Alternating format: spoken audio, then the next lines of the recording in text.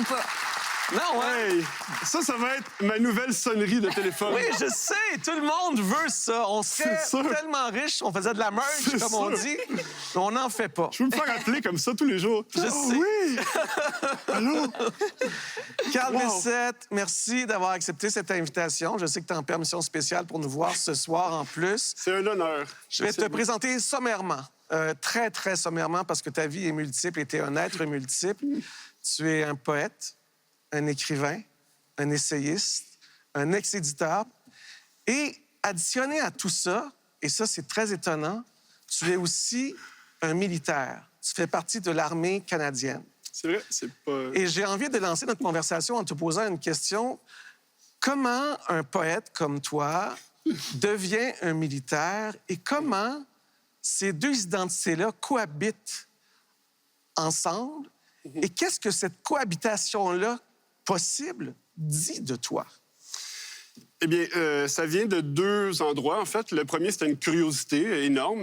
Moi, je suis très, très curieux dans la vie. Puis, tu sais, il y a deux unités autour de chez nous. Je me demandais ce qui se passait là. Puis, tu sais, l'armée, c'est pas comme s'il fallait faire du bénévolat une fois par semaine puis comprendre, c'est tu rentres ou tu rentres pas. Là. Fait que j'étais bien curieux, je suis allé. Puis aussi, tu sais, mon premier contact, moi, j'ai grandi dans le coin de Richelieu-Chambly, dans le cœur du Triangle noir durant la crise du verglas. On n'a pas eu d'électricité pendant comme du 3 janvier au 14 février. L'armée est venue nous aider dans les champs, tout ça. Puis cette espèce d'aspect-là où plus il va y avoir, malheureusement, d'extrêmes climatiques et tout ça, s'il y a une inondation en ce moment dans le sud, s'il y a des feux, tout ça, moi, en ce moment, je suis on call en 12 heures, je peux être déployé, aller aider.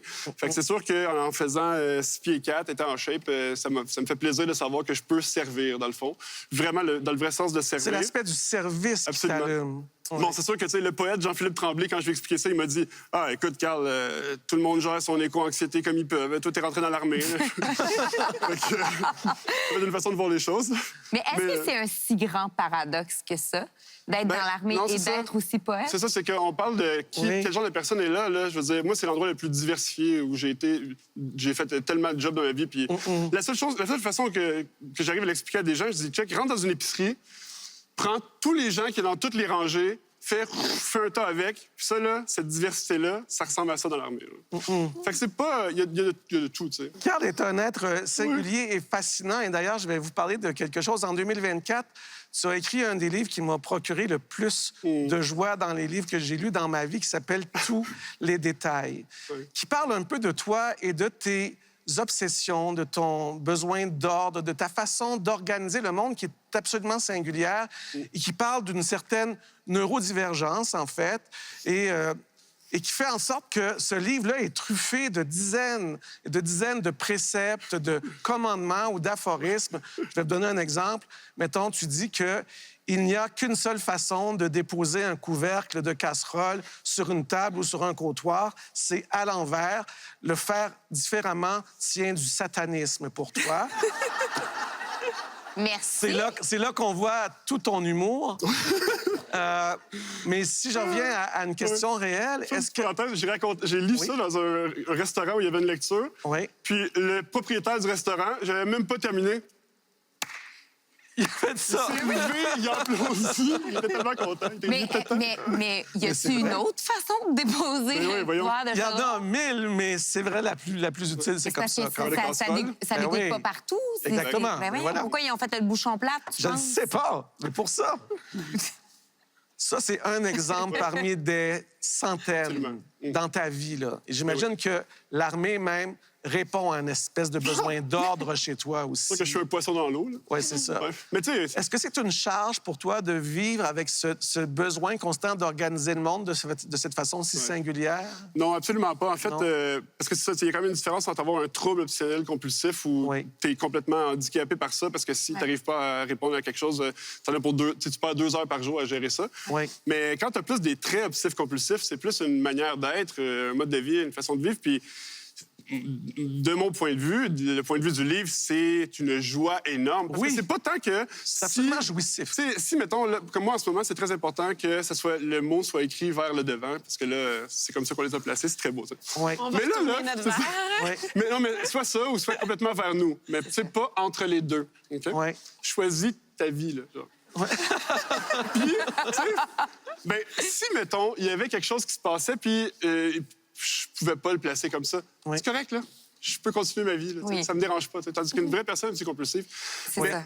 Ce que j'essaie de montrer aux gens, c'est que c'est pas que ça me trouble puis que ça me met tout à l'envers si j'y arrive pas. C'est pas une charge dans ce sens-là. Ouais. C'est pas lourd puis je suis comme c'est que ma journée elle va pas bien. J'ai pas réussi à faire les choses comme je voulais que je les fasse. C'est pas ça. C'est que quand je réussis à les faire comme je veux et que ça va bien, Ah oui. c'est tellement un bonheur, c'est tellement une joie. Puis moi, c'est une façon de dire aux gens, hey, venez dans notre gang. On est-tu mieux quand les serviettes sont droites sur le rack, tu sais? C'est Mais tellement pour le vrai, fun. c'est écœurant. Parce que, puis ça, là, c'est ça l'affaire. C'est que le livre a vraiment bien fonctionné. Très bien. C'était Un ça m'a succès. complètement dépassé. Ouais. Ouais. Puis, ce qui est arrivé, c'est qu'il y a beaucoup de gens, soit qui sont comme ça eux-mêmes, et qui étaient comme enfin, on me parle. Tu sais, quelqu'un me l'a acheté, il m'a dit, ça, c'est devenu le guide d'utilisation de moi. Je l'offre aux gens comme ça. Ouais. Puis, il y a aussi des gens qui connaissent du monde de même, qui sont comme, hey, je Absolument. sais tellement à qui acheter ça. Fait que individuellement, ça a parlé à beaucoup de monde. Mais je pense que par-delà comment les gens sont, c'est aussi un livre qui marche bien parce que c'est un message pour le collectif aussi. Il est grand temps qu'on élève, qu'on soit plus assidu sur bien faire les choses, tout le monde. Parce qu'en ce moment, là, on est tellement, que tu prennes le Canada ou le Québec, on est tout petit, on n'est pas beaucoup, là. Fait qu'il va toujours y avoir, il y en a plusieurs dans le monde, des pays qui sont des centaines de millions de gens. Ils ont la force du nombre, là.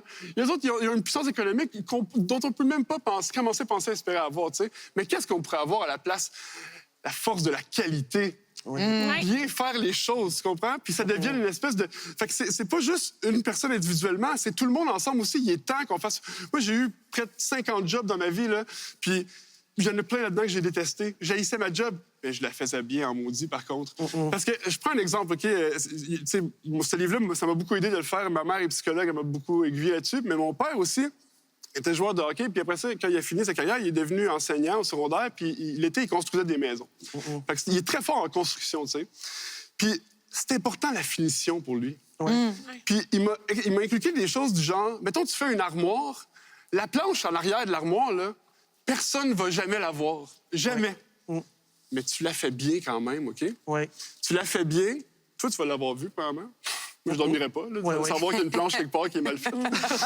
Sauf que c'est ça l'affaire, c'est que collectivement, en se disant, tu marches dans la rue, tu vois quelqu'un qui a jeté un truc de AEW ou de McDo à terre, tout ça. Tout le monde, là, dans leur entrée de driveway, ils ont des poubelles, là. Vas-y, prends-le, mets-le dans la poubelle, ou t'es à Montréal, il y en a, prends-le, attends un peu. Il faut les faire, ces petits gestes-là. Il faut collectivement commencer aussi à agir puis à se dire, on fait attention aux détails, gang. Les détails, ça compte, là. Ça compte parce que ça s'additionne, ces choses-là. C'est comme ça va être notre seule chance de s'épanouir à long terme en tant que collectivité. Ça va être notre seule chance. Oh my God. Vous allez remarquer que c'est un cerveau arborescent qu'on appelle et tentaculaire. Et qu'une fois il est lancé, Carl, il est inarrêtable. Et on peut régler le sort du monde plusieurs fois dans une même soirée. Carl, c'est toujours une joie profonde pour moi de t'écouter parler. Quel parce que trip. je te sens vraiment concerné par la suite des choses. Tu es très inspirant. Merci d'avoir été à cette table. Merci. Et merci d'être au service. Bravo à l'équipe. Merci d'être au service de notre pays. Je sais que tu retournes à Valcartier demain. Oui. On s'en reparlera. Et tu seras déployé à l'étranger, d'ailleurs, bientôt. Oui, fait que c'est fou. Tout ça est absolument fou. Merci, Carl. Notre prochain invité,